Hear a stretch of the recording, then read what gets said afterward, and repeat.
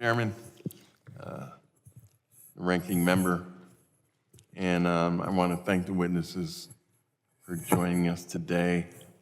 Full disclosure, as a young man, teenager, I had a great deal of reverence, still do, but at one time I wanted to be in the Coast Guard, and I guess I wasn't able to cut the mustard, so I didn't make it. But I've always had an affinity for the Coast Guard, as to the other branches of the service. But so Port Newark, located in my district, is known as the birthplace of containerization.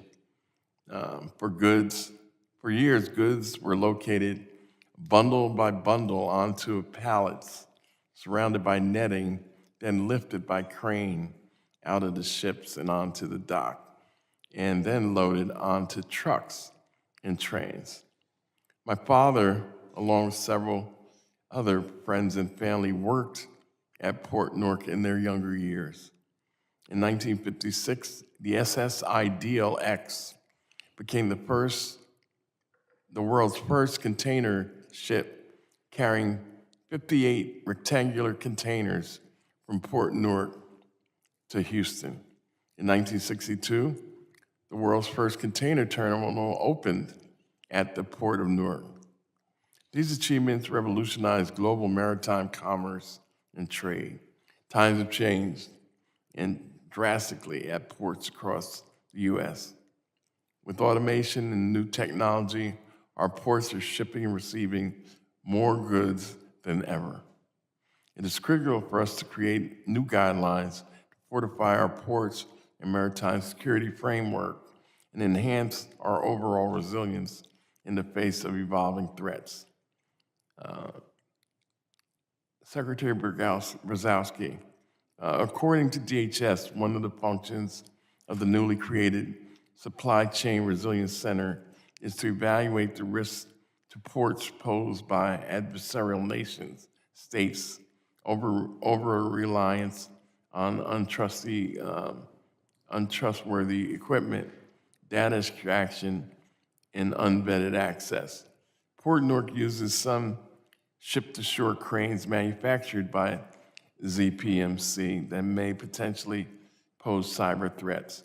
Are there any examples where over-reliance on ZPMC cranes has led to vulnerabilities to port security? Yeah, thank you for the question, and thank you as well for that shout out about the history of containerization and the revolution, how it's revolutionizing the shipping industry. I think we really are and agree at such an inflection point right now. Particular to the presence of these PRC manufactured cranes and whether we've seen any specific vulnerabilities, not to my knowledge, but I think as we're taking a close look at this issue, it's because of the potential for such a risk and the known exploitation by the PRC of critical infrastructure, even domestic critical infrastructure sectors. Yeah, I believe that there are 200 cranes that they have had, and I believe the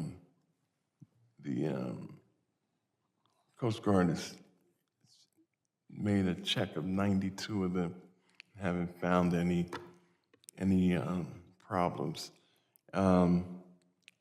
The SCRC plans to conduct at least 2 tabletop exercises in 2024 to test the resiliency of the critical cross-border supply chain with other U.S. federal agencies, foreign governments, and industry. One critical component of that, I believe, could be addressed with exercises and engagement and coordination with local governments. Will opportunities be presented for local governments to participate or gain knowledge so that they are well prepared in the event of an incident? Absolutely. State, local officials, as well as state and local critical infrastructure organizations are going to be a key point of any tabletop exercises, and will certainly be part of the ones that we are planning under the Supply Chain Resilience Center. Thank you very much, and I yield back. Thank you, gentleman from New Jersey. The chair now recognizes the gentlewoman from Florida, Ms. Lee.